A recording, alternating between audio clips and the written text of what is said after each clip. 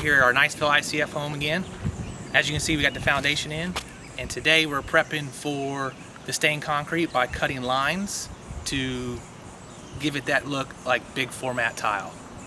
Also, we recessed our slab to accommodate for our 0 entry shower for the master. And as you can see, this is a huge shower. But what we did is we just recessed the concrete to accommodate for our floor mud and tile to run with a smooth transition to the stained concrete. After this, next couple of days, we'll be starting to set the ICF, and we'll have another episode coming shortly for that to give you some more detail, because that's really what this house is all about. And we'll see you then.